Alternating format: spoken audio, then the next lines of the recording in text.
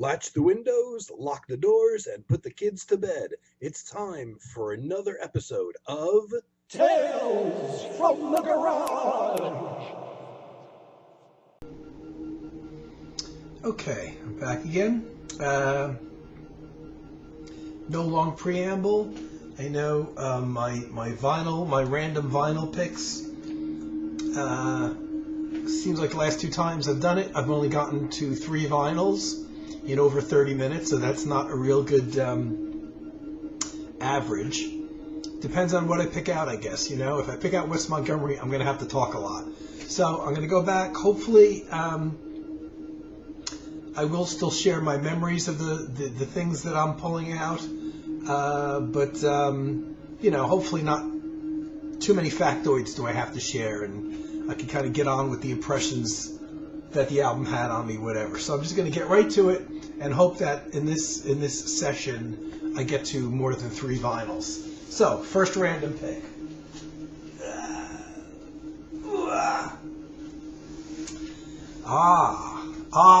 Okay. The just before the CD era, they started reissuing vinyl albums in the original packaging. So you have something like the Dave Brubeck Octet, which I think is the earliest recording I have by Dave Brubeck.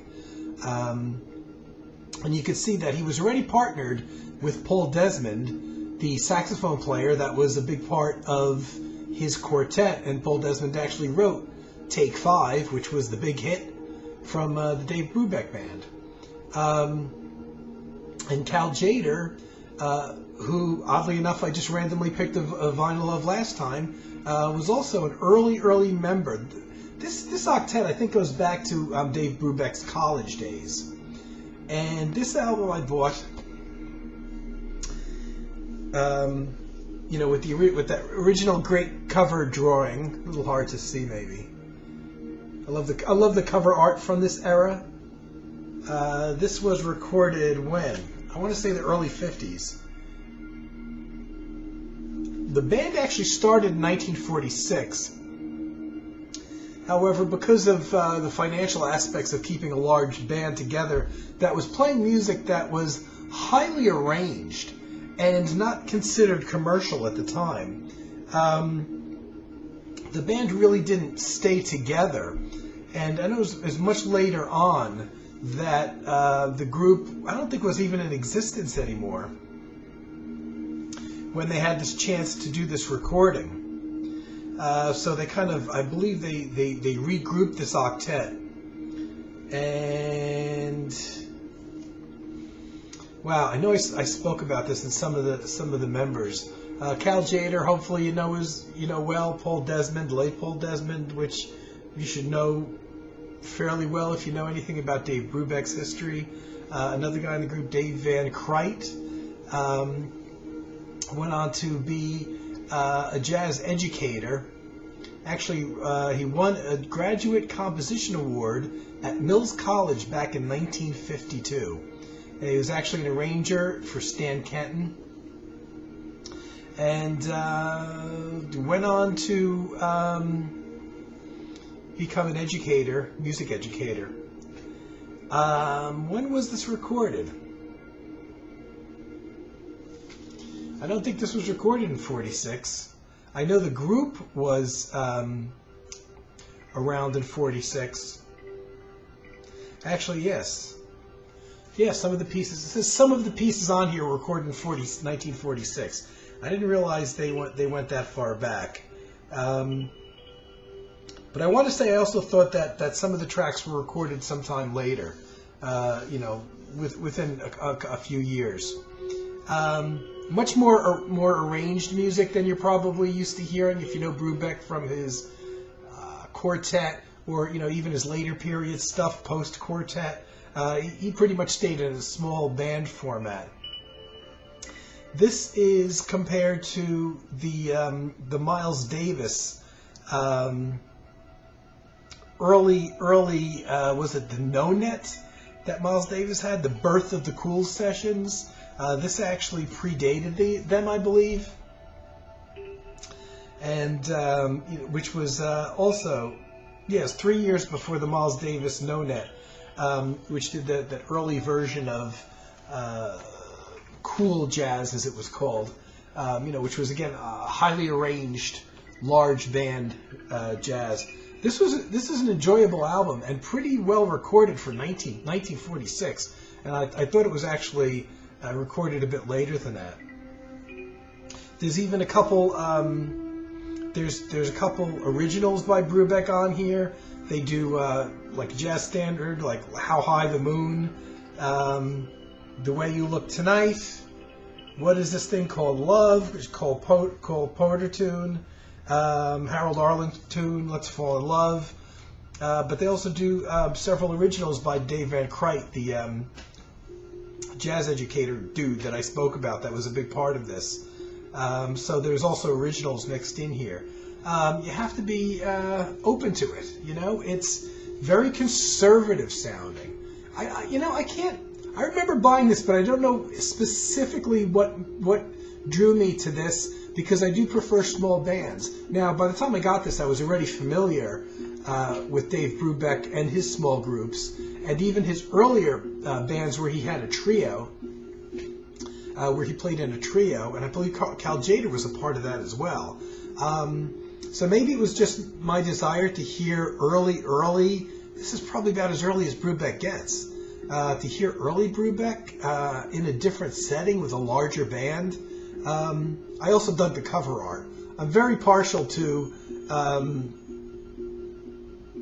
artwork from that time period. Now they recreated this is the original LP edition, but the original LP edition came out in 1956.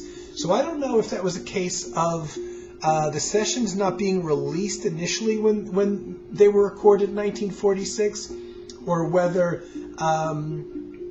they may have issued the sessions that make up this album as several EPs maybe, which was big at the time, and then later on the EPs were gathered together as a full album, and then this, which was 10 years after the sessions, and this is the original album art, because I know the OJC Original Jazz Classics went back always and gave you the original artwork. So I want to say this is either the tracks didn't come out at the time they were recorded, or this was a gathering of maybe EPs that came out from the Dave Brubeck Octet.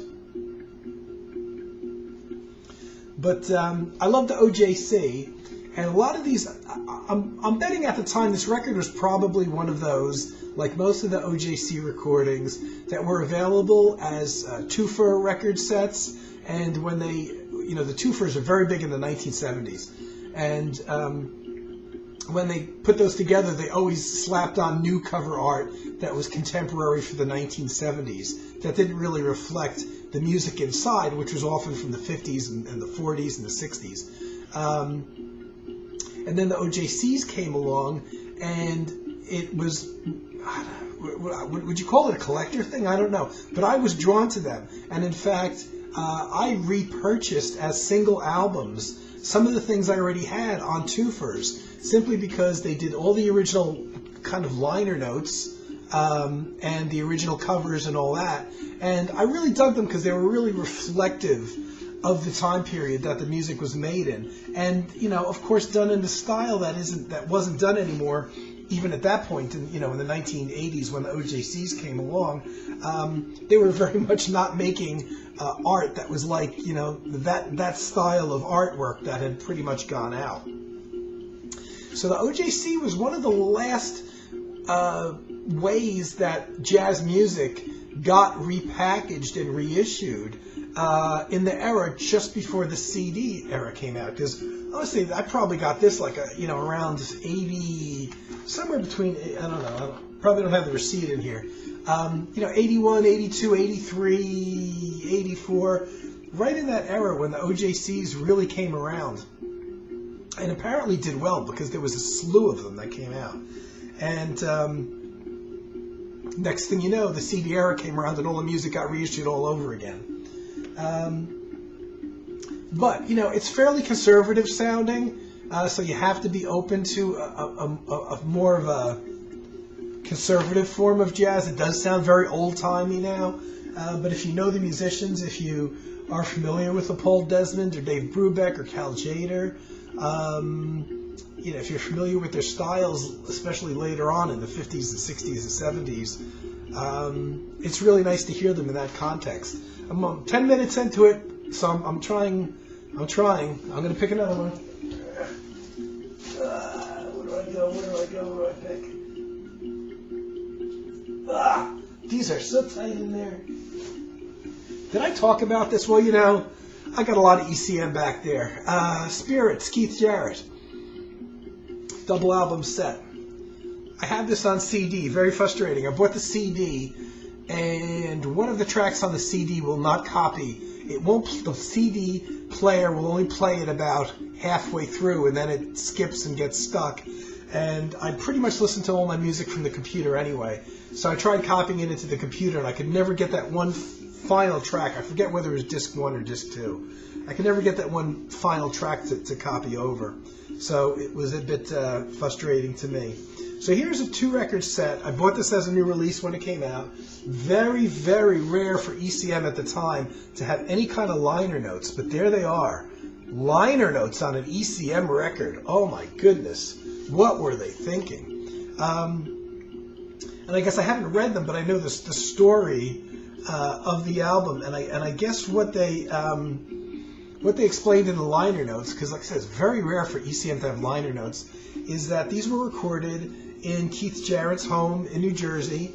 So these were sessions this was not a typical, I'm going to go into the studio or play a live concert and record an album. These were pieces that Keith Jarrett was basically doing for himself, kind of, I believe he was in a kind of depression at the time, and kind of working his way out of it. And the way he worked his way out of it was to go into his recording studio built into his house, which by today's standards was very basic back then. And I think he had to even bounce track. I'm pretty sure he used cassette recorders to capture the music. And then they had to take these cassettes that Keith had overdubbed parts of and bring them into the professional ECM studios and try to remaster them and get the sound quality up to the levels of a professional release. But of course, not knowing I was going to pull this out, I did not read these notes, and in fact, I forgot they were even in here because it's so rare to have any kind of liner notes in ECM recordings. So these were all made through May and July of 1985. I can't believe it was that long ago because I bought this right after it was released, and the sessions, I think when they came out, were less than a year old at the time. And a lot of people kind of, Keith Jarrett's got so many different albums out, and he's got different categories, whether it's the standards trio or solo piano improvisations, things with this quartet, that quartet, compositional albums where he writes for an orchestra or larger band kind of thing. And this is one that's usually brought up because it is a bit different. He's done a couple albums like this since, but not quite like this. And apparently he was working through some depression or some issues that he had on a daily basis at the time in 1985 that these pieces were recorded. And there's a lot. There's 26 different pieces on 2 vinyl records, and I want to say I'm doing this from memory, but I think the timing, they don't list the time. I think it's around like an hour and 50 minutes, I want to say, but I could be wrong. I'm doing that strictly from memory.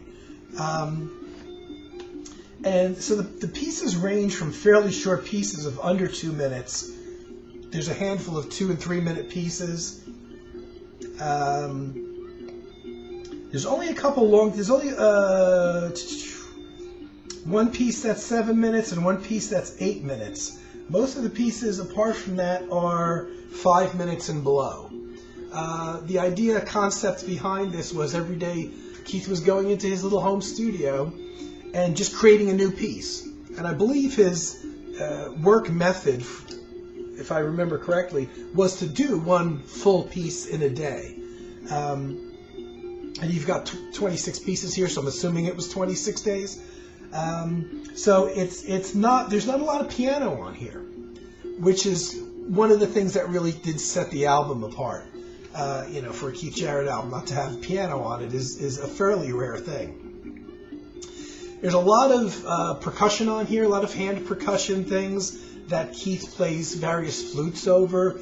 Not the silver metallic flute, but ethnic flutes, Pakistan flutes, and recorders. There's quite a few different types of recorders on here. So it's got alto, tenor, bass, great bass, soprano, all different types of recorders. And percussion. It's all acoustic, naturally. A Vermont alto folk flute. I don't even know what that is. Soprano saxophone. He does have a little bit of piano on here, but not much. Saz, which is a stringed instrument. I think an Eastern style, ethnic kind of one of those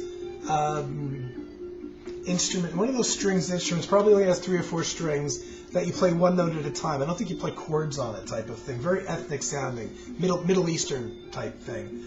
Shakers, that kind of thing. It's got 3 different sets of tablas he uses on here. So there's a lot of rhythmically driven music using hand drums, very ethnic sounding at times, and a lot of, probably more of the recorders, the recorder flutes going on, more so than anything else. And now I want to hear this again. I'll tell you though, at almost 2 hours, and a lot of the pieces do very much sound the same. And it makes sense. These weren't pieces that were really written beforehand. They were created on the spot and overdubbed on the spot. And they weren't necessarily created to sound different from the one before. So you do have a lot of the percussion and recorder pieces that have a samey sound to them. But of course, just like, whenever I make these videos and I pull these things out, now I want to hear it again. Strikes me as this would be, and I never thought of this before actually listening to it, but it strikes me as it would have been great music for like documentary music, to go along with images of of maybe the Amazon or ancient cultures, or like the ruins of old civilizations type of thing.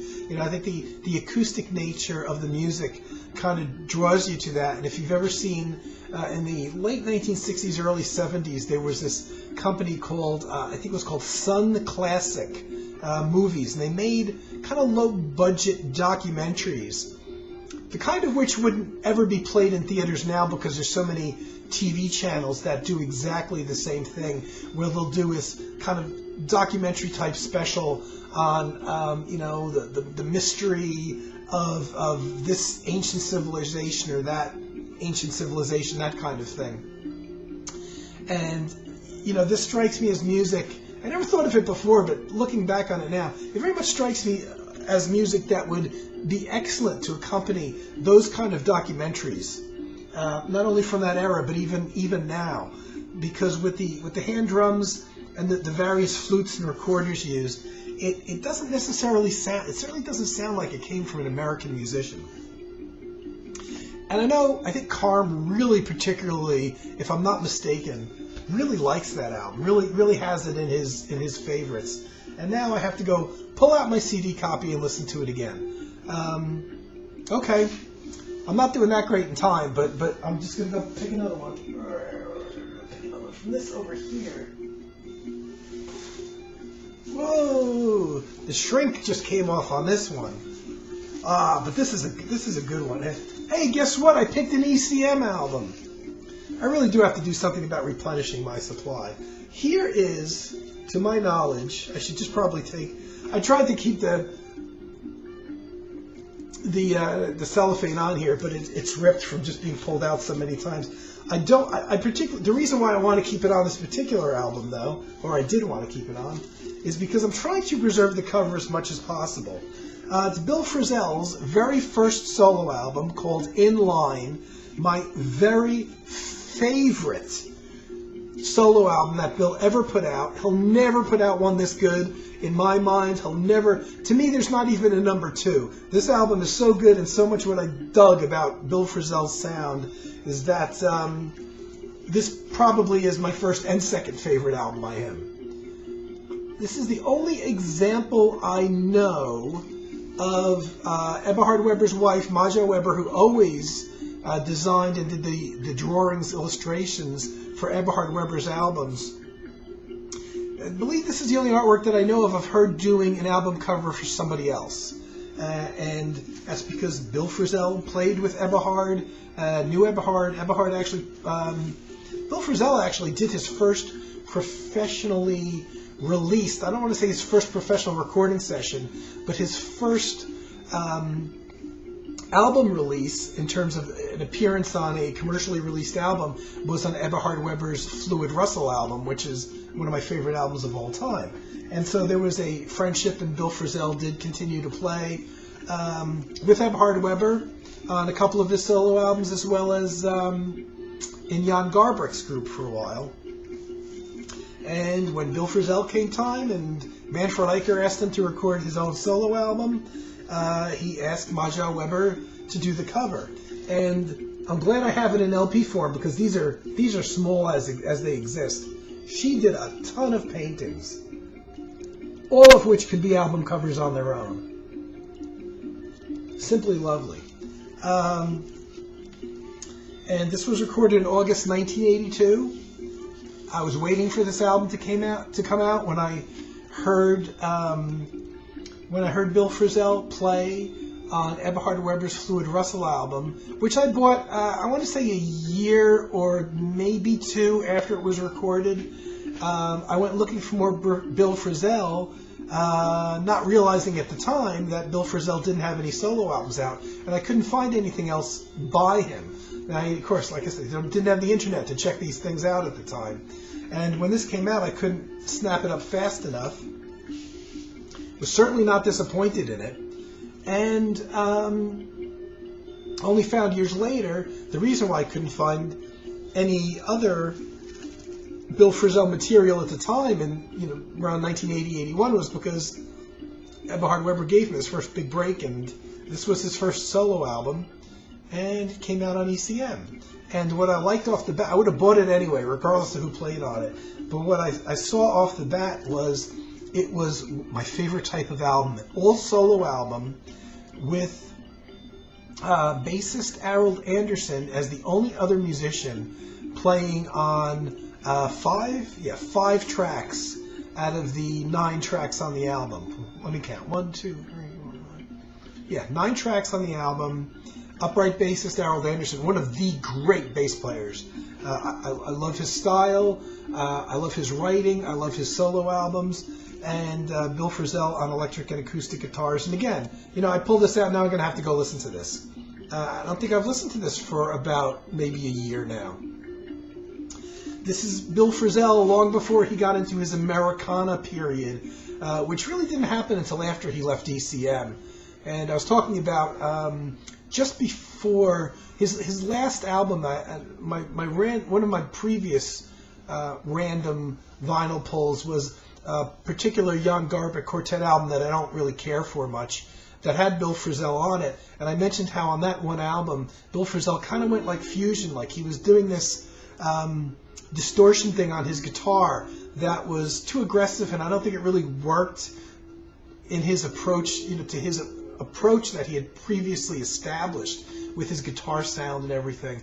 And thankfully, this was several years before that period, and Bill Frisell was very much in his kind of clean, wacky, spacey guitar sound that he had. Very unique. I really, even to this day, I can't think of another guy who's quite has the style, that not just the sound, but the actual playing style that Bill Frisell had in the early days when he started out around 1979 into the early 80s, and it was certainly captured on this. He still had that very clean sound, and of course it's all him, with the exception of the bass And this is a fantastic album. And this is, I mean, you can listen to this anytime. This is a particularly good late night album, and I associate good late night albums with things that maybe don't have a lot of drums on it and driving rhythms. And actually, there's no percussion on here whatsoever. It's just all electric guitars, acoustic guitars, and upright bass. My favorite thing he ever did, this in the Fluid Russell album. He's not really much of a featured player on Fluid Russell. He's more contributing to the overall sound of that Eberhard Weber album. But damn, I love this. Okay, so now I know what I'm going to be listening to tonight, even though it's late enough as it is. I gotta pull these out. I gotta pull out. I don't actually have the Dave Brubeck yet, the octet thing on CD, so it's not in my computer. I do have the Bill Frisell and the Keith Jarrett, which I will be playing later on, and hopefully get to bed before dawn. Okay, I only got 3 albums. I could make this a much longer video and pull more out, but maybe I'll keep this one under a half hour. I don't know why 3 is the magic number, and I can only get to 3 of these, no matter how much I try to rush it. I pulled out some great ones this time, though, because I had a little run there where I was pulling things out that maybe I wasn't so crazy about. Of all the things I could pull out by Jan Garbarek, for instance, that I like, and I pull out my least favorite album by him ever on the previous video. Okay, I am going to go now. I'll be doing more of these random vinyl pulls. And like I said in my earlier video, if you guys think of any questions you have that you would want me to answer in video form, anything that might be potentially substantial long answer or something that you would like to see me address in video form instead of just a simple typed out answer, feel free to ask away and I'll address it.